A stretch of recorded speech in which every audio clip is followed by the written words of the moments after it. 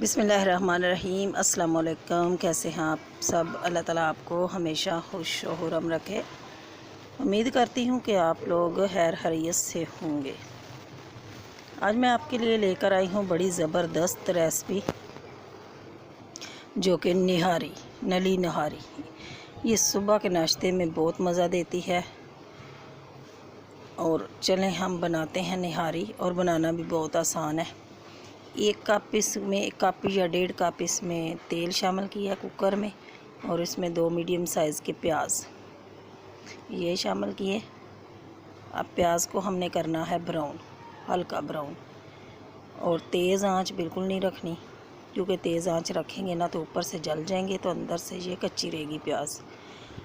हल्की आंच पे इसको ब्राउन करना है। ये देखें प्याज हमारे ब्राउन हो चुके हैं, और इसमें डालेंगे ये गोश्त। और गोश्त मैंने बकरे का लिया, ये 1 किलो गोश्त है।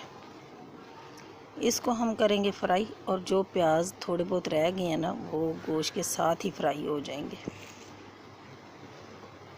और गोश्त को इतना भुनना है कि गोश्त का हमने पानी सुखा देना है। ये भुनते भुनते गोश्त का पानी सूख गया।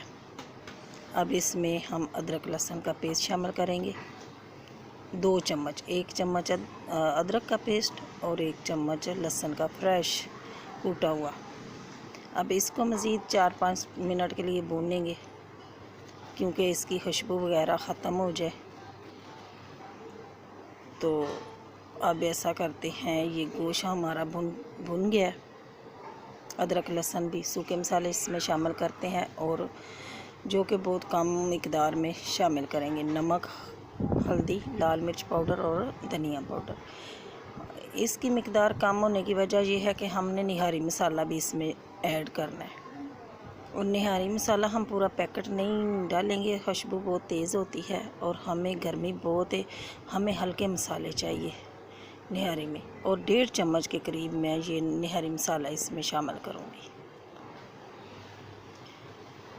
अब इसको मज़ीद भूनेंगे। अगर आपको लगे ना कि ये मसाले हमारे जल ना जाएं, तो पानी का थोड़ा छट्टा लगा लें और इसको भूनें जब तक तेल ऊपर नहीं आ जाता। ये देखें मसाला हमारा कितना परफेक्ट पक गया, तेल भी मसाले ने छोड़ दिया। अब हम इसमें डालेंगे पानी, और पानी कितना जाएगा? पानी इतना जाएगा कि जिसमें ये गोश्त डिप हो जाए, और हमें बहुत पतली निहारी नहीं चाहिए।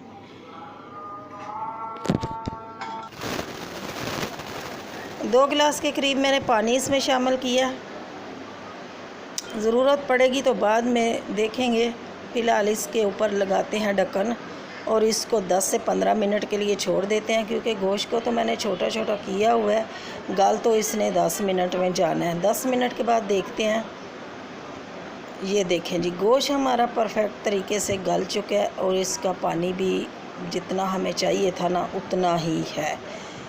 अब इसमें 2 चम्मच मैंने आटा, जो आटा घर का आटा होता है ना, उसको घोला हुआ था, और गुठलियाँ वगैरह बिल्कुल ख़त्म की हुई थी। अब उसका घोल इसमें डालेंगे, साथ साथ चमचा चलाते जाएंगे, और 3 या 4 मिनट के लिए इसको पकाना है हमें, ताकि आटा जो हमारा है ना, वो कच्चा ना रहे। आटे को हमें पकाना है। तो 3-4 मिनट के बाद देखें, ये देखें जी, बिल्कुल निहारी पक चुकी है। अब आपको इसके ऊपर तरी तो नज़र आएगी नहीं, लेकिन इसको तरी इसलिए ऐसे आएगी कि इसको चूल्हा बंद कर दें, और 15 मिनट के लिए इसको छोड़ दें। तरी खुद बहुत इसके ऊपर आ जाएगी। ये देखें जी, माशाल्लाह सुबहान अल्लाह, कितनी मज़ेदार निहारी बन के तैयार हुई है। और तरी देखें, इसकी लुक चेक करें, माशाल्लाह।